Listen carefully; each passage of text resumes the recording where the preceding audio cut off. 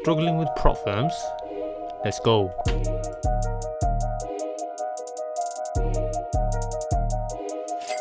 Okay, hey guys, welcome to the channel. Didn't realize my mic switched off. Hey guys, welcome to the channel. Today gonna be obviously trading a small 20k account. Literally about $23 in drawdown.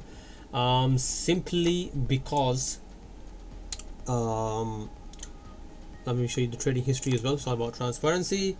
I'm tired of trading these 10k accounts. You see me passing these prop firm challenges in 1-2 days for you guys just to send the message, start small. 10k accounts were just getting boring for me, annoying to say the least. So I thought, last time I showed a 20k account, 25k account passing that phase 1 super quick, and this time this is phase 1 in 1 day as well. It's not complete though. I'm just showing that I'm in the live position.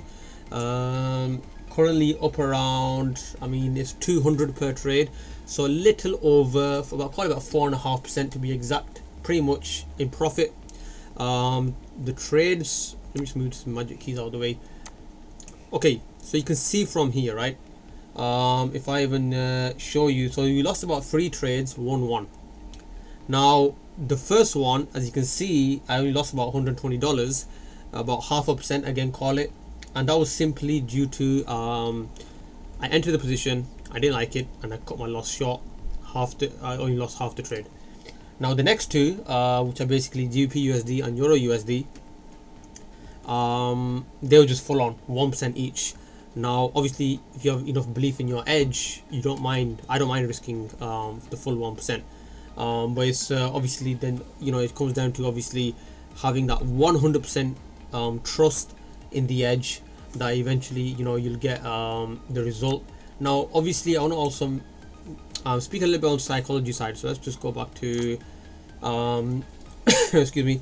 So I'm running a little over, as I can see. By the way, I keep looking at the iPad simply because the iPad is in front of my monitor. I've got 4 monitors, but on the other 3 I just use them for charting, but the one I actually use where obviously on my monitor where the broker is, but this is the iPad, so totally ignore this. So yeah, running trade almost now 5% in profit, but if I was to stop the trade here, we'll be up 4.5% and nicely in profit. But okay, the thing about trading is you don't want to create expectations. We are trade off probabilities, right? And I'm going to be showing you the break and retest strategy. By the way, link will be in the video description if anyone is interested of joining the one-to-one mentorship. I post my winning trades, losing trades, everything gets posted here. Just had one of the students send me a message, but yeah, everything gets posted, funded certificates, everything, the whole lot, winning trades, losing trades, everything, right? And for those who there's even a very affordable course for pretty much once you're in, no additional costs ever. So it's all there. Everything will be in the link, will be in the video description, so check it out. Anyways, coming back to the point. So using the break and retest, right? As you can see, look at the time as well. Time and date. It's all on the 10th, and as you can, it's on the 13th. 10th is the month. On all today. Traders positions taken. So it's the first day. There's a chance we could possibly pass. I need 1600 to pass phase 1, and let's go through some of. Okay, another thing as well. And this is how you gotta manage your risk. All right, people get this very wrong. This strategy, obviously the break and retest, and I've made multiple ones over the years, right? But my bread and butter one now, this one I'm just applying 1% risk with a 1 to 6 risk reward only. But my first 2 trades, or first 3 trades, so it's 2.5% in drawdown market total, right? So 1.5% loss. The other 2 1% each, so 2.5% drawdown, and I just capped my winning trade around let me just double check. I'm looking at the iPad, around almost a little over 2.5% or 3%, just so that we break even. That's why we're at this balance, but then the commissions or whatever you want to call it. But as you can see, I'm with this with 5%ers, so we just at the break even mark. But let me just show you something. If I go on history and I show you my Euro USD position that I won, Let's find this over here, and what I want to do is I want to go on trade history. Is that the one? Yes. Okay, so if I go on trade history, let me just zoom out for you guys so you can see a bit better. You can see that basically, you know, if I just so I'm looking at the right thing. Let me go on the 1 hour time frame. As you can see from here, I ended the trade here, right? And it still is 3%. So this tanked another maybe 2%. I would have been nicely in, but I just, I'm speaking about how to manage risk. Majority of the people would, and me including myself back in the day, what I would do is I would let a position run, and if I'm in 2-3% drawdown, I'll be like, yeah, I'm going for a 1 to 6. I'm just going to wait for the 1 to 6. Why is that a problem? And it's not the I don't trade that way anymore, and it's simply because suppose it goes to a 1 to 5 or a 1 to 4 and it's on the way to a 1 to 6, and it does a U-turn from the 1 to 4 and it comes back and hits my break even or my stop loss, worst case scenario. That is a real confidence not breaker. It definitely puts a dent in it though, and quite a major one as well. So what you want to do is, if I don't care if you got a 1 to 3, 1 to 4, 1 to 5, 1 to a million, I don't care what it is. If you're in 2% drawdown, cover your back end first always. If you're in drawdown, go for the secure where you can go back to break even. So if you're in 2%, 3% drawdown, wait and let it hit 2-3% in TP and then call that trade, right? Majority of all these trades were already running in profit, so I ended the one and I got out. Now if I'm in profit, then I'm going to let this run to the 1 to 6, because even if I lose the trade, I'm already in profit. It doesn't really matter, you know. It's not going to really, it's money that I've earned, but at the same time it's not money I started off with. There's a big difference. And it's like virtual Wi-Fi money, right? It's not physical money. It is, but it isn't as well. And especially with these profit accounts, it's demo accounts, that is at the end of the day, right? So secured the back end, brought my account to break even because I was about 2.5% in drawdown. Again, risking 1% per trade. I'm just trying to aggressively show you as well that I can risk 1% and still my edge is strong. I'm not one of them traders where I risk. I've done this in the past when I'm passing these profit accounts in 1 day, 2 days, even risking 0.5% per trade. I'm just risking now 1% per trade. I'm not doing 2% because that'll be just pushing this edge to its full extreme point, and it's not realistic. Why would I show you something, you know, that is not going to help you guys, right? If you guys see me risking 2% per trade, you might take a profit challenge and risk 2% per trade and then get absolutely screwed. No, it's not the way to do it. 1% is absolute maximum. So this is why I'm obviously holding this position. You know, that didn't make sense, by the way, did it? That's why I'm holding this position, 1% risk. Let me just these just annoy me sometimes. These just showing trade history. Let's switch that off. Okay, as you know as well, when you watch my videos, I like to show the break or retest. So now a big reason why I think, I don't know why guys, pink, not that I have anything against pink, but a big reason of, you know, why I think people go wrong is there's a huge difference between winning a trade and winning consistently. These are two different things, two different animals. People get it very wrong. They think just because they won a trade, they're now a consistent, going to be a consistent profitable trader, or just because they are a, they set out to be a consistent trader, they think they need to. That is a definition of they need to win all the time. You know, sorry, a consistent profitable trader, you need to win all the time. No, these are two different things. Your win rate does not mean is not, you know, it won't account for you being, you know, are you actually profitable in the end or not. It doesn't. You can have a low win rate and still be profitable. Now in this case over here, now a lot of people, what I've seen from personal experience, they in a way terrified of gold, to say the least, simply because, you know, everyone says, oh, it's uncontrollable, it's untamable. Let's actually break this down. You know, while this trade is running as well. These positions are running. Little, well, we still are pretty much, once gold is pretty much coming at break-even point. Slightly in profit, but we just a little almost near the 5% profit mark, 1 to 5, sorry. So with now gold, people don't understand the wicks, you know, play a huge role. Now obviously with gold being so volatile, it's insane, right? It's insane, and this is why people go so wrong, right? They think huge movements is going to lead to profits. No, that is not true. Look at these wicks. Look at the size of these wicks. I put my stop loss. Even if you have a big, decent stop loss size, you're going to get absolutely creamed, right? You can have your stop loss from, well, this is still a decent, this is about 110 pips stop loss. Anyone in my mentorship will know I use around 30 pips stop loss. But obviously my biggest edge is where I draw my zones.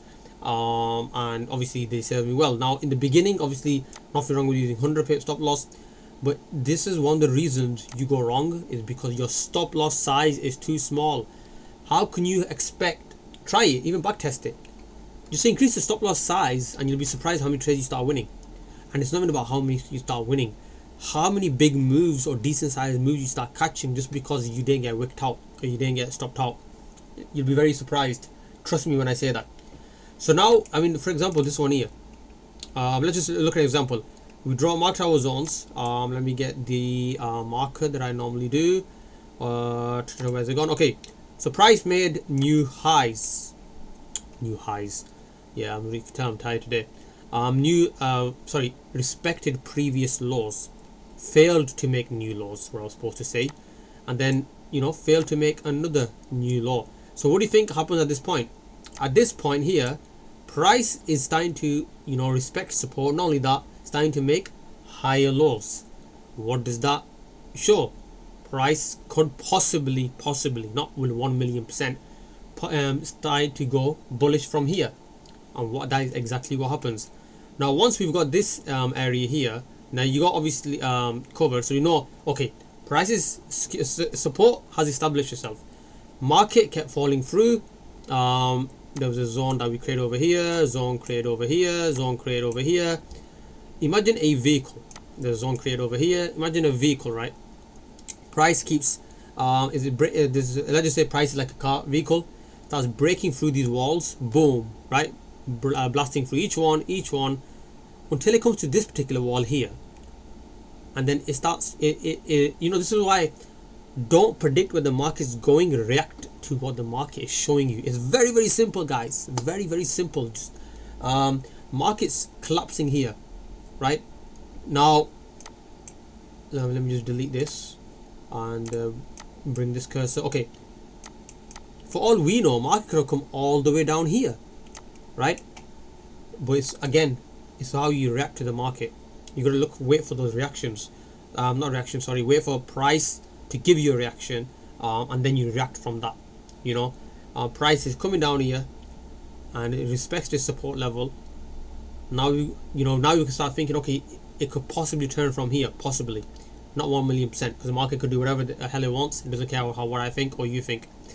Price starts now reversing a little, or retracing a little. Now from this point excuse me, a lot of traders, a few traders, or even probably some traders might not even think about this.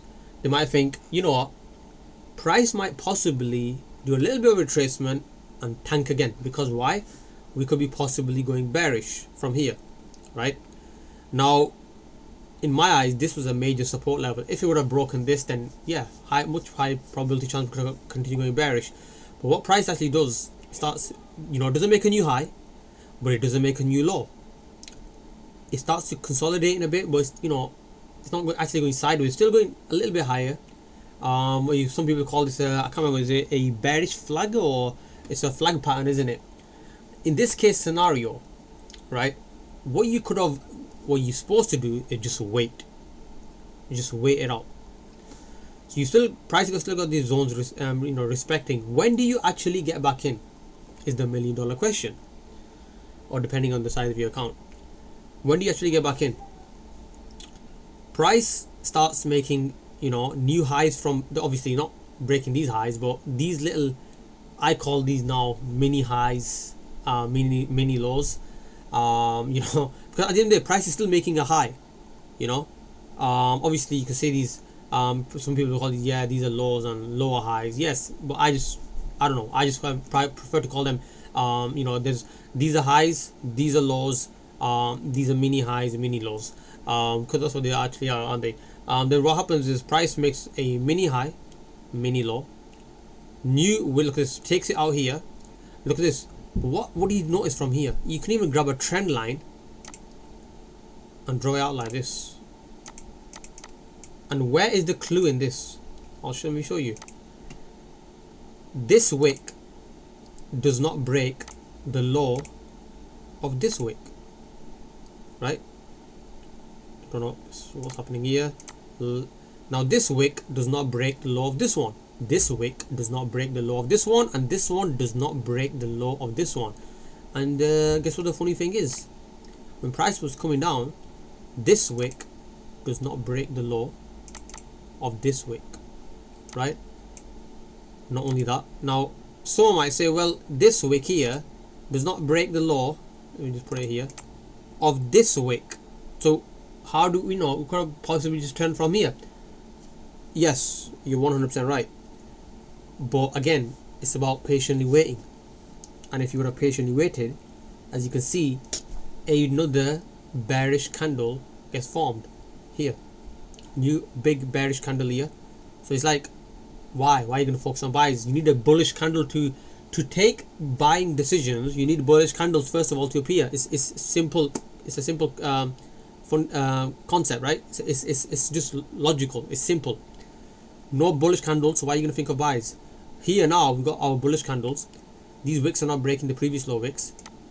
Now the $1 million question is, when do we get in, right? When do we get in from here? When this huge bullish candle breaks this zone here, you know, do you get in from there, or do you get in from here? Now the problem people have, right, and this is why I believe where they go so wrong, is you guys tell me, right? This, remember, I'm a trend trader. I trade with the trend. You guys tell me,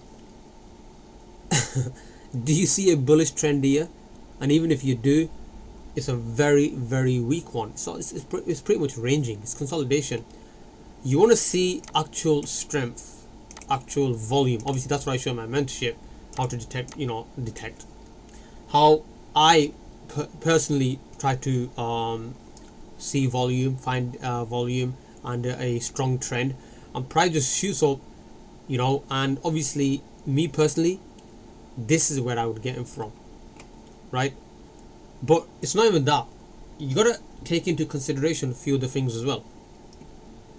Ask yourself, would you be confident taking a position, right, after all this huge bearish volume comes down? Would you be comfortable taking a buy from here? This is basically, in my eyes, no man's land. This over here is basically, look at all this range gets filled as well with a lot of buying volume, and then you get an opportunity to take a buy after this super strong long wick rejection bullish candle. So this now, and it's on the 1 hour time frame as well, guys. So now this tells me, yes, buyers before were beat and now they're back, you know. Or you can say they lost the battle but they never lost the war. And that's exactly what happens here. Super strong long wick rejection. It's logical thinking, you know. Are there any candles here that would want to make me take a buy after especially all this bearish volume? No. This is the only one. And also, because all this range gets filled, it's like, okay, you know, now we're even. If you took a buy from here, sellers were in control. If you take a buy from somewhere down, you know, from, well, this was the better position. This is now buyers and sellers are break even. They're even now. It's not really a how can I say? If someone asks me who's in control, buyers or sellers, well, in the present moment, buyers are back in control. But overall, you know, it's 1-1. We're even. Sellers beat the buyers once. Buyers now have beat the sellers once. You know, however you look at it. I'll just ignore this part where the buyers are winning here. But you get the idea, right? Well, I hope you do. So now this will be the better place to take the buy from. So now, how would you take the buy though? So let's break this down. So let's just see what the trade is running at from here. Obviously, I can see we're running at a full 1% now. 1%, 5%, running nicely, 5% in profit. I can just close all these positions. But no, why should I do that? I think we could possibly hit the 8% mark. I need another $600, which is only 3%, another 3%. And trust me, guys, I'm looking at my charts. It's looking, it's looking quite decent. The only thing that I think, only thing that could possibly let me down, if something just, there's no news today, so if something just crazy happened, right? Or then again, I'm not saying 100%, 1,000,000% I'm going to pass, pass the challenge, anything like that. No, anything can happen. Expecting the unexpected is a hobby of a profitable trader. 1,000,000%. You can never say, half an hour down the line or even throughout the whole day, your trades are going to be safe.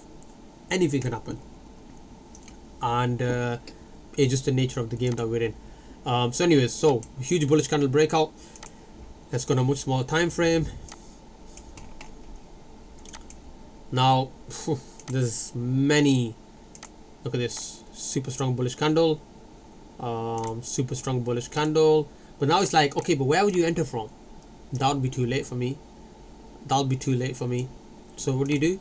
Just go on a small time frame, and that's what you just gotta keep doing.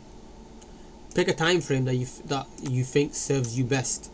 I don't know why I did add these in. So just one moment.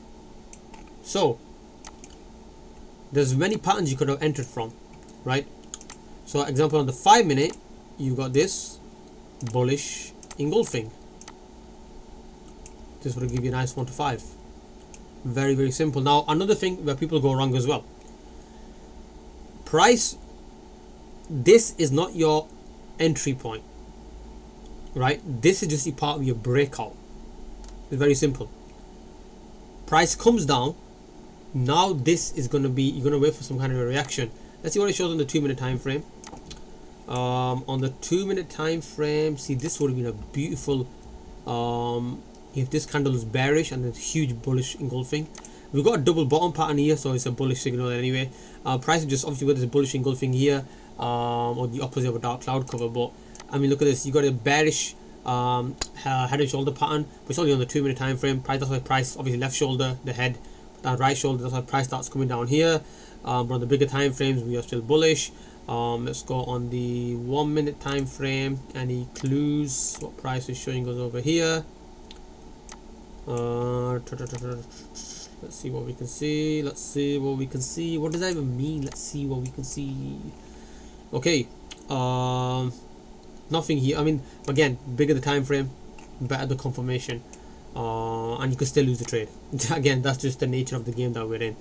You can have everything working out perfectly for you, and you can still get absolutely smoked. Okay, 1 to 5, and this is where gold is currently at. Now, suppose you ended the trade at 1 to 4. Let's just call it 1 to 4 or whatever it was, right? Look at this again. Huge bullish candle breakout. Go on a small time frame. Look at this. See, an entry over here. Yes, a doji on the okay. We've got a bullish long wick rejection candle over here. Let price come down over here. This point now, obviously, we're gonna have the markets New York session starting soon. We'll either do two things: tank or skyrocket. Either way, market's gonna do whatever it wants to do. We've got bullish candles here, doji bullish, volume decreased, so it's be interesting. Currently we are still hovering at 4.5-5% profit range. Excuse me. So it'll be interesting to see what happens with that one.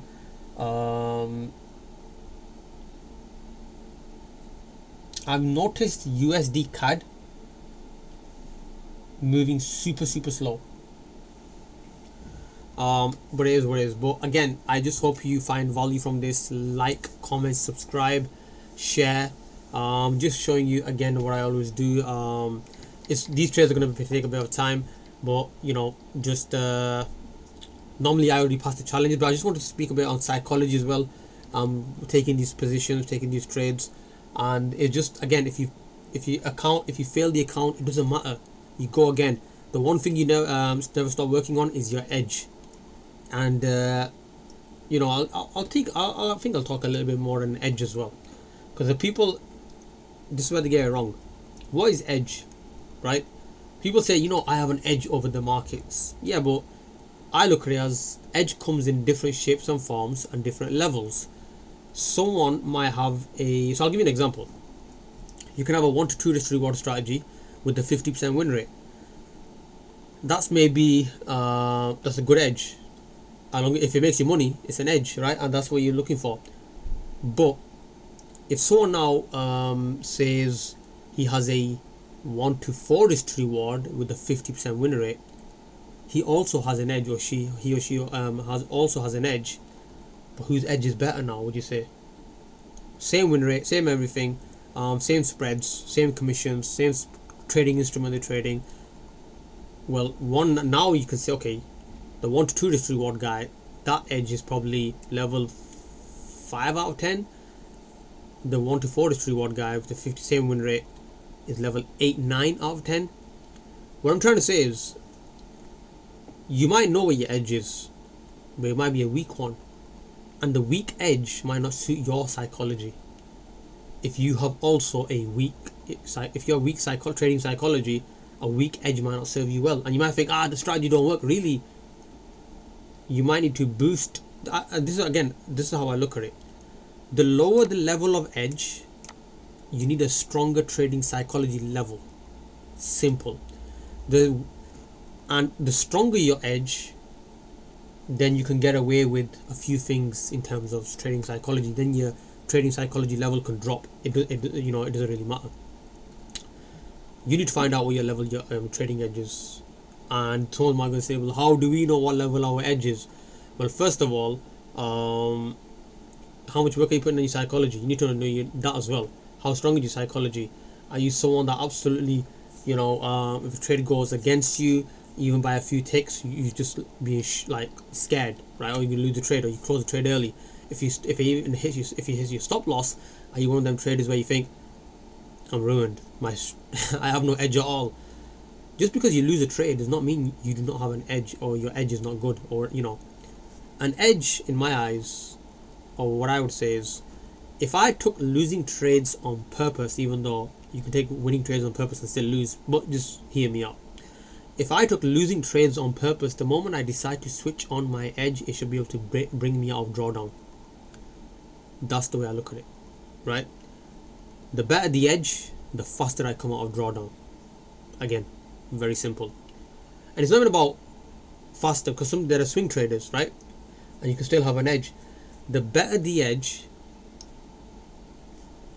not how fast, because obviously if you're swing trader, it's going to take multiple days, but the bigger the return will be. I say the bigger the profit that will dwarf your edge. Your drawdown.